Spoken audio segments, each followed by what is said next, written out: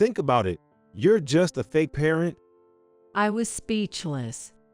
Why did I have to be subjected to such harsh words? John, my husband Mike's son, recently got into a prestigious medical school. I had decided to cover his entrance fee and had just been to the bank. When I got back, I showed them the suit I prepared for the ceremony, and that's when it happened. Their reaction was cold. Mike frowned, and John looked visibly upset. I couldn't understand why. Being called fake left me feeling deeply wounded. Yeah, you fake parent. Don't come to the ceremony. Overwhelmed with disappointment, I couldn't respond. Who would have thought that the family I decided to love could turn on me so easily? It was more than just sad. After that, every day seemed to lose its color. On the day of the ceremony, I didn't go and left the suit in my room.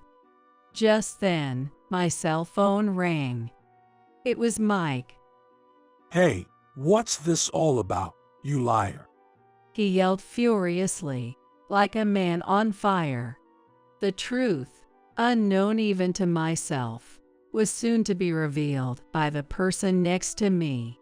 My name is Sarah Thompson, and I'm a 51-year-old single woman. All my friends are married, and some of them even have kids who are adults now. Lately, I've been having Morty parties with friends who have finished raising their kids and now enjoy their free time. Listening to their stories, I find some endearing and others seem quite challenging. But everyone doesn't seem much different. I muttered to myself on the way home from these tea gatherings. I wonder how I would be spending my time if I had a husband and children. Would I be reflecting on the tough and happy times of raising children like my friends? Yet I'm not overly troubled by not being married. What I often think about are my deceased parents. My father had been ill since he was young. Even in pain from his treatments, he always smiled kindly, like the sun. He continued his hobby of reading even when bedridden, and sometimes recommended books to me. I lost him around when I was 30 and cried with my mother. After his death, I became listless and shocked for a while. It seems the same happened to my mother. After losing him, she suddenly became very forgetful, and our house became a mess. Although she used to be tidy, something was wrong. Realizing this, I convinced her to go to the hospital, where we were told she had started to develop dementia.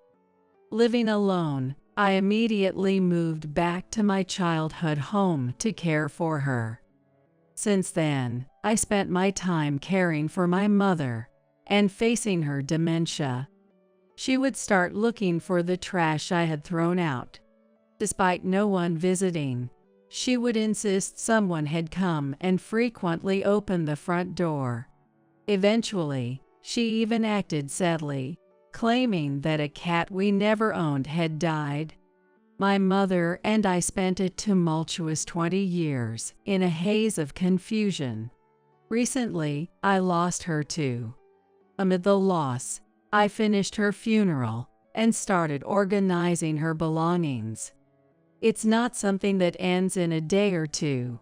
I proceed slowly, taking breaks as needed. I opened the window and looked up at the sky. The clear winter sky was mixed with the breeze of spring. It had been a while since I felt the flow of the seasons. Maybe I've been too tense all this time. With a sigh, I took a deep breath and stood up to make some coffee. Just then, the doorbell rang. Looking through the intercom camera, I saw a woman who lives in the apartment complex. I had inherited an old apartment complex before my parents passed away, and have been the landlord since my 30s. As a result, I am close with the residents. Everyone is friendly and kind, sharing fruits and vegetables with me when the season comes. The apartment is about a 10-minute walk from my childhood home. Her coming all this way suggested there might be some trouble. Feeling slightly anxious, I went to see that it was not the case. She had come to check on me after hearing about my mother's death. She was about the same age as my mother, and they were very close. I responded with a forced smile. "I'm fine. I knew this day would come eventually." But, it seems like you've been a bit down lately. "I'm really okay." Your mother was such a big help to me. "Yes, I know." Her eyes were swollen from crying, showing her genuine sorrow. After sharing some memories, we promised to visit the grave together. Having someone who cherished her like this would surely make my mother happy. Suddenly, I remembered something. The apartment complex needs to be demolished soon. Just before my mother passed away, I received a letter from the city office about a meeting. It explained that a city development project was decided upon, and the land where the apartment now stands is to be turned into a road. That's 5 years away. Sipping my coffee, I stared blankly at the calendar on the table. Within these 5 years, I need to arrange for the residents to relocate and find a demolition company for the apartment. I learned that the city office would cover part of the demolition costs if I applied for it. Yet, the thought of demolishing the building is quite daunting. Even though it's an old apartment from an outsider's perspective, it holds sentimental value for me. Thinking back, there were numerous challenges like frozen water pipes, clogged toilets, and noise complaints. There were issues I couldn't solve alone and manage only with the help of my parents or by consulting with professionals. Spending days looking through paint swatches for the exterior walls is a fond memory. It's a shame, but it has to be done. The residents will need time to find new places to live. I should put up a notice soon. Losing my mother and now having to let go of the apartment is very sad. To distract myself, I gulped down my coffee and started to work on the notice, putting aside the task of sorting through the belongings. The apartment residents came to visit me one after another, day by day. They come out of concern for me. Those who have known me longer often share memories of my mother, leading to long conversations. Of course, there are others who talk to me too. Recently, I've been talking a lot with Mike Scott, who moved in about a year ago. He chose this apartment for its rent, which is lower than the market rate in the area. Living with his son, he mentioned the high cost of education. It's been tough for you, Sarah.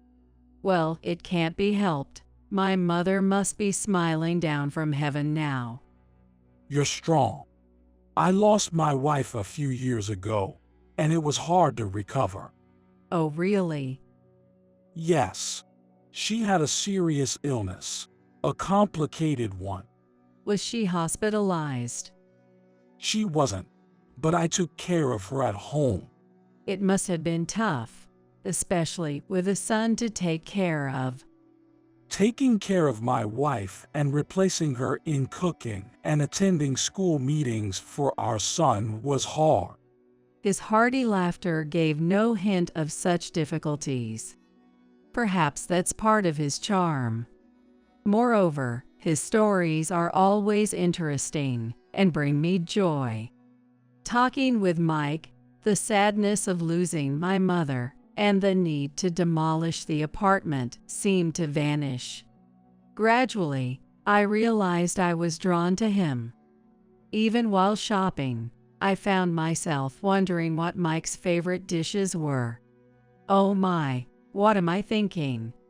I made a quick brushing gesture beside my face, trying to wave away unnecessary thoughts. I'm in my 50s. I need to act my age. I told myself that, trying to convince myself of the sentiment. But whenever I saw Mike, our cheerful conversations made me forget such resolutions. Before long, Mike and I became close and started talking frequently. One sunny day, Mike came to me with a serious expression. He mentioned he had something to discuss, so I decided to invite him in that day to hear what he had to say. I wondered if he had come to talk about moving out, especially since I had recently put up a notice. Sitting across from each other, feeling somewhat restless, he suddenly started to speak. Actually, the thing I wanted to talk about is, well, What is it? You seem so formal. well, I've liked you for a long time, Sarah. Slowly, he took out a small case from his pocket. He said to me as he opened a lid. Will you marry me? Inside was a very elegant ring, sparkling. Me, are you sure? I was so surprised that I blinked several times. I thought it might be a mistake or a joke, but it seemed genuine. Mike leaned in and said, You seem so composed, yet so lively when we talk. I want to be with you in the future. But I'm already 51. Age doesn't matter. I don't choose people based on that. Mike said earnestly, looking me in the eyes. Marriage is about sharing a life. I want you to be the one with whom I share and live my life. Mike, But maybe I'm not right for you. I have a grown child and all. that's not an issue at all. I feel the same about you. And so I accepted his proposal, and we decided to marry. That night, soaking in the bath, I stared at the ceiling. I never imagined that at this halfway point in my life, such things would happen. Life is full of surprises. While looking at my sagging arms, I wondered if I could even wear a wedding dress. As these thoughts dominated my mind for a few days, Mike came with joyful news. His son, John, had passed the entrance exam for a prestigious medical school. Wow, congratulations. It's really great. He was so tense during the exams. Now we can finally relax a bit. We should celebrate. How about ordering some pizza? Well, there's a bit of a problem. What happened? The thing is, even though he passed, we can't afford the tuition fees for medical school. They are quite high. That's terrible. At least we need to figure out the entrance fee by the deadline. Seeing him so troubled, I felt overwhelmed too. If nothing changed, John wouldn't be able to enroll in medical school. If only I had been more responsible. Mike clenched his fists, his frustration apparent. He said he wanted to cure his mother's illness, and that's why he aimed for medical school. I wasn't aware of the exact cost of medical education. Supporting the full amount would be difficult, but maybe I could manage the entrance fee. I can take care of the entrance fee. Really?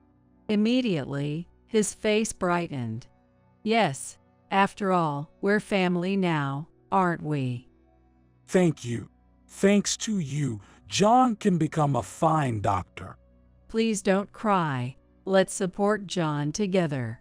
Afterward, I inquired about the exact amount for the entrance fee and started arranging the payment. Actually, I had received some money from the city office for the apartment demolition and relocation. I checked my bank balance using the app and told Mike and John that I could cover the entrance fee. Thank goodness. Thank you, Sarah. No, Mom. It really is great. Come on, let's celebrate with some pizza.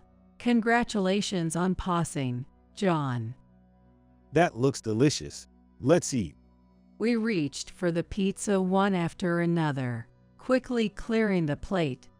Seeing them happily eating and saying delicious, delicious, I felt a surge of joy, as if I was watching my own son. Thinking about starting a new life with these wonderful people made me feel much more positive. I will do my best for this new family. That was the thought that came to me. The next day, I went to the bank after confirming the details for the payment of the entrance fee. The bank was quiet that day, and I was quickly called after taking a number. As I approached the counter, I caught the eye of a person at the back and nodded in greeting. It was Marvin Morris, the branch manager. When he noticed me, he stopped what he was doing and came over. Sarah, long time no see. How have you been? Fine, thanks to you. I appreciate all your help before. Marvin had assisted me with the inheritance of the apartment and other assets. We had known each other for about 20 years. I vividly remember how supportive he was when my mother passed away. My father used to say that Marvin was a sharp and reliable person. What brings you here today? Huh? I showed him my bank book and the transfer form. I've just recently decided to get married. I'm here to transfer the entrance fee for my fiancé's son. Oh, that's wonderful. I thought he would say that, but he didn't. Instead, his expression clouded slightly, and he looked at the transfer form and then at me with a hint of skepticism. May we talk a bit about this in private? Both the teller and I, with question marks hovering over our heads, followed Marvin. He led us to a small room at the back of the bank, the same place I had visited for inheritance consultations. Marvin stared intently at the transfer form and then asked me a question. This is for medical school, right? The son intends to become a doctor? Yes, that's what I've been told. If you don't mind, could you tell me how you came to decide to marry this person? Taken aback, I decided to tell the truth. After losing my mother, I began talking more with Mike, one of the residents I manage. He raised his only son while caring for his wife with a serious illness. His wife had passed away a few years ago, and now it's just him and his son living together. He proposed, saying he wanted to spend the rest of his life with me. Then, right after that, John's entrance fee issue came up. I felt motivated to work hard for my new family. That's truly wonderful. But this Mike person. Oh my goodness, I've been calling him Mike. I mean, Mr. Scott. Mike Scott. Marvin repeated the name softly, then tapped his fingers on the desk as if pondering. With a rhythmic tap, tap, tap, the sound filled the room. In just a few seconds, he stopped tapping and said, May I keep this transfer form? But why? Just leave this matter to me. He said with a reassuring smile, standing up. After opening the door to the small room, he said, please. And I left the bank, still confused. On my way home, I felt as if I had been bamboozled, reflecting on Marvin's actions. He had a slightly complex expression when he heard Mike's name. Why was that? Yet, he is a trustworthy person. He had asked me to trust him, and there had never been a time when he wasn't reliable. There's still time before the deadline, so it should be fine. I decided to leave everything in Marvin's hands. That evening, I showed Mike and his son the suit I had prepared for the ceremony. It was a neat, two-piece white suit. What do you both think? But their reaction was cold. Did you buy it? Seriously, you're coming to the ceremony? Mike frowned, and John looked visibly displeased. I couldn't understand why. What? Is it not okay? Think about it. You're just a fake parent. My heart thumped heavily at those words. Being called a fake felt like a deep thorn was thrust into my heart. Yeah, Sarah, a fake parent shouldn't come to the ceremony. A fake parent shouldn't come to the ceremony. No words came out of me. Why did I have to hear such cruel words? Just as everything seemed to go white before my eyes, Mike let out a deep sigh. Let's just tell the truth. The truth. Why do you think we were so nice to you? For the money. It's for my tuition and fees. No, that can't be. There's no other benefit to marrying a plain woman like you. What do you mean? Was it all an act? Yes, it was. It took a long time to get close to you and arrange the marriage. I would have preferred a younger and prettier mother. You're the apartment manager and your parents just died. We thought you had a lot of inheritance. I wanted you to pay for all the tuition fees. What a disappointment. I can't believe you only agreed to pay the entrance fee. That's too much. There's a limit to everything. So, that's enough. Let's send this family charade. This isn't some drama, so let's stop pretending to be nice. They laughed heartily. Stunned, I stood there, not understanding what was so funny. Overwhelmed with disappointment, I couldn't muster a response. The white suit seemed like a testament to my own foolish excitement. Who could have predicted that the family I chose to love would turn on me so easily? It was too sad to be summed up in just a few words. Their laughter echoed in my ears, and I covered them, wishing not to hear. From that day on, they continued to ignore me, treating me as if I were invisible, even when I was right beside them. I grew tired of being treated like I didn't exist. I grew tired of living like that. Thinking about the future, I was so filled with anxiety and worry that I couldn't even sit still at night. Days of sleeplessness continued, and before I knew it, the day of the entrance ceremony had arrived. On that day, I didn't go to the entrance ceremony and left the suit in my room as I went out. I wandered through the streets, regretting my naive actions up until that point. Why did I fall for their deceit so easily? It was my fault for not being more skeptical. I wondered how I should deal with those two in the future. That was all I could think about. Then suddenly, I felt a tap on my shoulder and heard my name called. Turning around, I saw Marvin smiling at me. I saw you by chance. What's going on?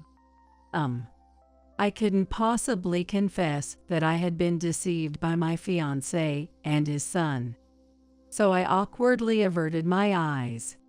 Just then, my smartphone rang. The caller was Mike. "Excuse me, I need to take this call," I told Marvin and pressed the answer button. Mike was furious, yelling as if on fire. What the hell is this, you liar? "Excuse me." At the registration desk, they said his enrollment is canceled because the entrance fee of 2 million yen hasn't been paid. That can't be right. Explain this. On the phone, the two were shouting. Indeed, I had gone to the bank that day, and left the transfer form with Marvin. As I stood there bewildered, Marvin reached out to me. Let me explain. He took the smartphone from my hand, put it on speaker, and began to speak. Mike Scott. Hello. I'm Marvin Morris, a banker from around here. What? You caused a commotion in another town before, embezzling company funds and facing charges. Marvin stated this calmly and clearly. What are you talking about? You fled here from your hometown. I see. It was quite the surprise for me. Hey, don't talk nonsense about my father. It would be better if it were nonsense. But I remember it well. It was quite the scandal. Stop it. After all, it was an embezzlement case that involved our bank due to business dealings with that company. It's hard to forget. The smile vanished from Marvin's face. Instead, he had a very stern expression, choosing his words as if recalling the past. I remember your name. When Sarah mentioned you, I couldn't help but be suspicious. What, Sarah, what have you said? I heard you got married. Quick action on your part to remarry right after a divorce. Divorce? You said she was dead. Was that a lie too? She wasn't terminally ill, and her death was a lie too. You were told to divorce because of that scandal. Shut up. Just transfer the entrance fee. You probably approached kind-hearted Sarah, pretending to be a man in distress to arrange some money, right? Shut up. Hey, Sarah.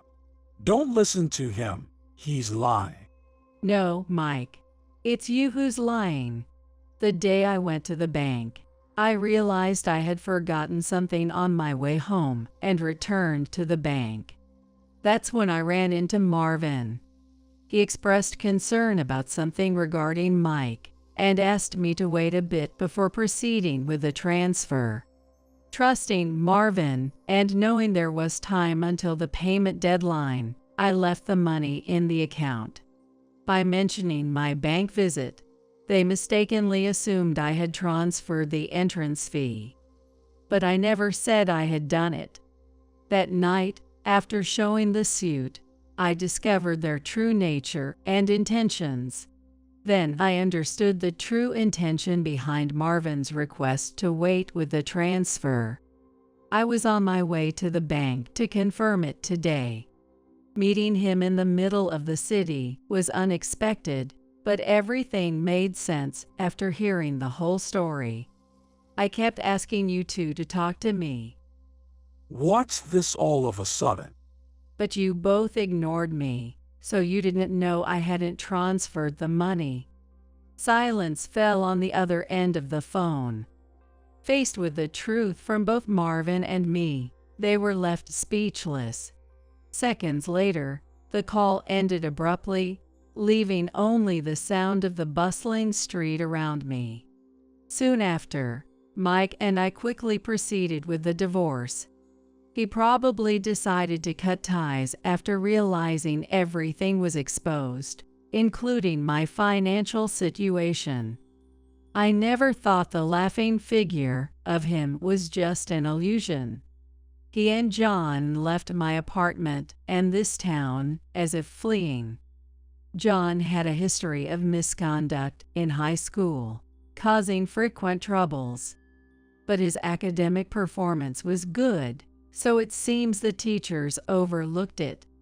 I looked pensively at the room they had vacated, recalling such tidbits of information. Can such things really happen? It's like something out of a drama or movie, a story where it's hard to tell what's true and what's not. Yet, John had the capability to pass the entrance exam for a challenging medical school. I regretted that his intellect couldn't be used for something better. No more marriage for me. A few years later, my apartment was rebuilt in a different location. Moreover, the new location was just a few minutes' walk from the original site. On the day I posted the notice on the apartment, I also consulted the city office about the relocation expenses. During that time, due to an unexpected discovery, a mistake was found in the construction blueprints of the development project. As a result, the development area was reassessed, and it was decided that the apartment could remain in place with just a slight adjustment to its location. This news surprised and delighted both me and the residents. Although the reconstruction took some time, it was completed sooner than expected. Taking this opportunity, the plumbing and other facilities were completely updated. But will the residents choose to stay? As I observed and thought about this, it seemed that they were indeed planning to stay. Sorry to trouble you, but we'll be staying a bit longer. She, who had promised to visit the grave with me to mourn my mother's death, said this with a smile. Now we visit the grave together once or twice a year, and have meals together, maintaining a close friendship. All the residents moved to the new apartment, and the relocation went smoothly. The development project progressed, changing not just the apartment, but also the surrounding atmosphere. With the new road constructed, delivery drivers are happy about the easier access. Going to the nearby supermarket has also become easier due to the wider roads. It felt as though the atmosphere had brightened a bit. The interactions with the apartment residents remained unchanged. Everyone remains friendly and pleasant as always. Life is really unpredictable. My quiet murmur dissolved into the clear blue sky.